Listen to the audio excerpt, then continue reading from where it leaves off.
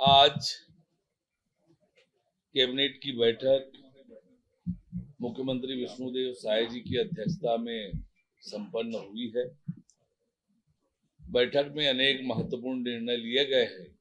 उन निर्णयों में मंत्रिपरिषद ने छत्तीसगढ़ राज्य आर्टिफिशियल इंटेलिजेंस मिशन को मंजूरी दी है। इस मिशन का उद्देश्य राज्य में सुशासन, नई तकनीक, कौशल विकास और डिजिटल अर्थव्यवस्था को बढ़ावा देना है। यह मिशन 5 वर्षों के लिए होगा, जिस पर 500 करोड़ रुपए खर्च किए जाएंगे। इस मिशन के तहत 100 AI डेटा लैब बनाई जाएगी, 5 सेंटर ऑफ एक्सीलेंस स्थापित किए जाएंगे, 300 से अधिक AI स्टार्टअप्स को सहायता दी जाएगी, 6 लाख विद्यार्थियों और 1,50,000 सरकारी कर्मचारियों को AI का प्रशिक्षण दिया जाएगा। शासन के कार्यों को आसान और तेज बनाने के लिए 50 से अधिक AI आधारित सेवाएं विकसित की जाएगी।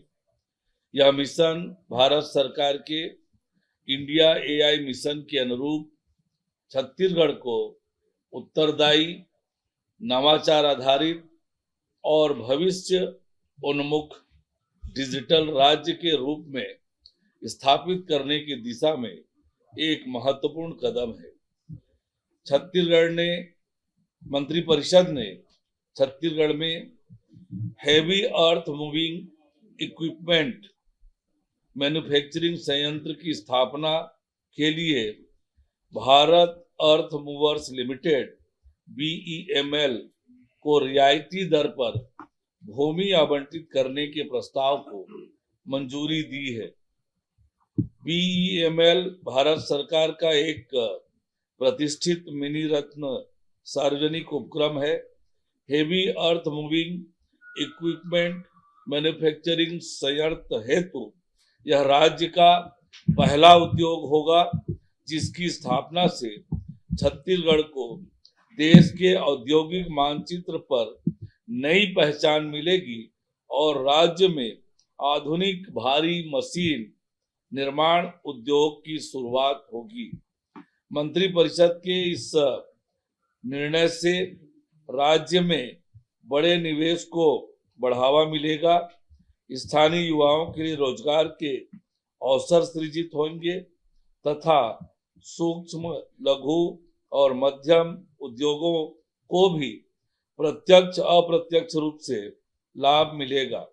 राज्य में संयंत्र की स्थापना से औद्योगिक विकास को गति मिलेगी, स्थानीय अर्थव्यवस्था मजबूत होगी और छत्तीसगढ़ विनिर्माण क्षेत्र में एक महत्वपूर्ण केंद्र के रूप में उभरेगा।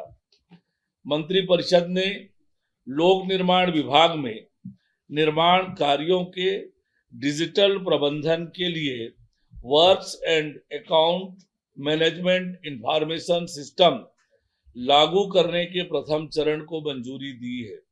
इस प्रणाली के माध्यम से कार्यों की स्वीकृति, ई प्राक्कलन, ई प्रोक्योरमेंट, ई मेजरमेंट बुक, बिल भुगतान, लेखा प्रबंधन तथा गुणवत्ता की निगरानी जैसी सभी प्रक्रियाएं एकीकृत डिजिटल प्लेटफॉर्म पर संचालित होगी।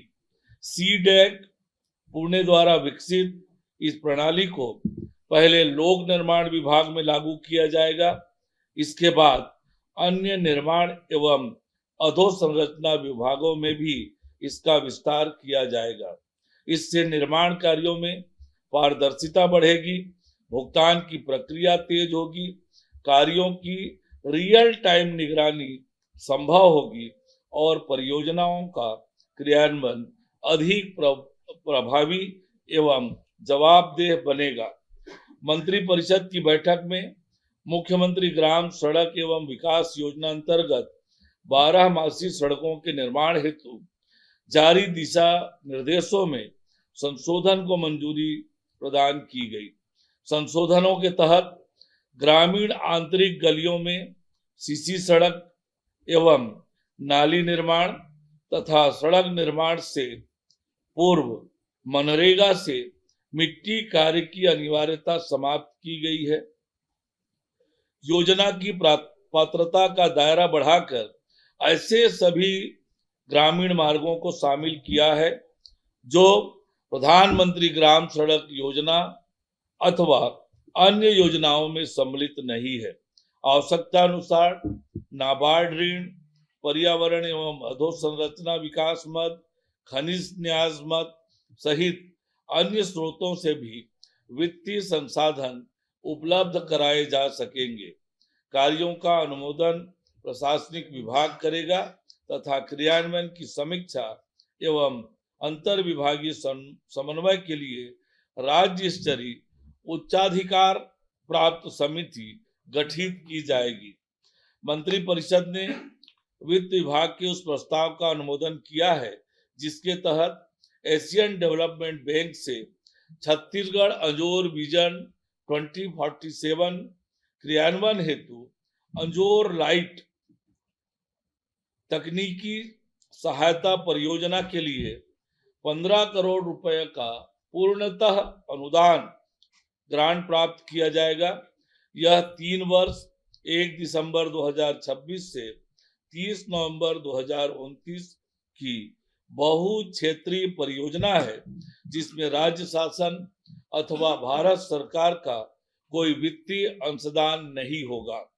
परियोजना के अंतर्गत सार्वजनिक वित्त प्रबंधन को सुदृढ़ करना, पीपीपी इकोसिस्टम का विकास, ग्रीन एवं ब्लेंडेड फाइनेंस को बढ़ावा देना, राज्य के सार्वजनिक उपक्रमों की कार्य क्षमता में सुधार, क्लाइमेट रेजिलिएंट परियोजनाओं का विकास तथा छत्तीसगढ़ अंजोर विजन 2047 के अनुरूप प्राथमिकता आधारित परियोजनाओं की पाइपलाइन तैयार की जाएगी।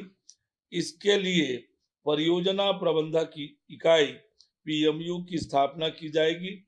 यह परियोजना पूर्णतः अनुदान आधारित होने से राज्य पर कोई अतिरिक्त वित्तीय भार नहीं पड़ेगा तथा इससे संस्थागत क्षमता निर्माण, निवेश संवर्धन और सतत विकास लक्ष्यों की प्राप्ति को गति मिलेगी।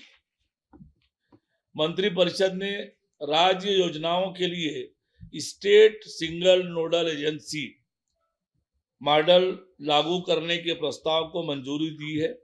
इस नई व्यवस्था का उद्देश्य सरकारी योजनाओं की राशि का अधिक पारदर्शी, सुरक्षित और प्रभावी उपयोग सुनिश्चित करना है। अब योजनाओं की राशि विभिन्न बैंक खातों में लंबे समय तक निष्क्रिय नहीं रहेगी, बल्कि एक केंद्रीकृत मदर अकाउंट के माध्यम से आवश्यकता होने पर सीधे हितग्राहियों या वेंडरों को भुगतान किया जाएगा। यह मॉडल भारत सरकार द्वारा केंद्र प्रायोजित योजनाओं में लागू एसएनए प्रणाली की तर्ज पर राज्य की योजनाओं में भी लागू किया जाएगा, जिससे शासन व्यवस्था में पारदर्शिता, जवाबदेही और सुशासन को और मजबूती मिलेगी। इस व्यवस्था से योजनाओं के क्रियान्वयन की रियल टाइम निगरानी संभव होगी, वित्तीय अनुशासन मजबूत होगा और निष्क्रिय राशि गबन तथा बैंकिंग धोखाधड़ी जैसी संभावनाओं पर प्रभावी नियंत्रण लगेगा। साथ ही राज्य की नकदी प्रबंधन क्षमता बेहतर होगी, राज्य का अनावश्यक बोझ कम होगा और उपलब्ध वित्तीय संसाधनों का अधिकतम उपयोग सुनिश्चित हो सकेगा। मंत्रिपरिषद ने Chhattisgarh state power generation company limited को आमजन एवं संस्थागत निवेशकों की भागीदारी बढ़ाने के उद्देश्य से 200 करोड़ तक के नॉन कन्वर्टिबल डिबेंचर बांड जारी कर स्टॉक एक्सचेंज में सूचीबद्ध किए जाने के प्रस्ताव को मंजूरी दी है। इस निर्णय से कंपनी के लिए वित्तीय संसाधन जुटाने के नए विकल्प उपलब्ध होंगे। ऊर्जा के क्षेत्र में निवेश को प्रोत्साहन मिलेगा तथा राज्य के विद्युत अवसंरचना विकास को और गति मिलेगी। इसके लिए राज्य शासन द्वारा मूलधन एवं ब्याज के भुगतान पर प्रत्याभूति शुल्क में छूट सहित गारंटी प्रदान की जाएगी। साथ ही लिस्टिंग प्रक्रिया से संबंधित आवश्यक निर्णय लेने हेतु कंपनी के संचालक मंडल तथा आवश्यक निर्देश जारी करने के लिए ऊर्जा विभाग को अधिकृत किया गया है। Thank you. आपके राज्य की खबरें, आपके शहर की खबरें सबसे पहले जानने के लिए देखते रहें अमर उजाला। चैनल को सब्सक्राइब जरूर कर लें और पाएं हर अपडेट।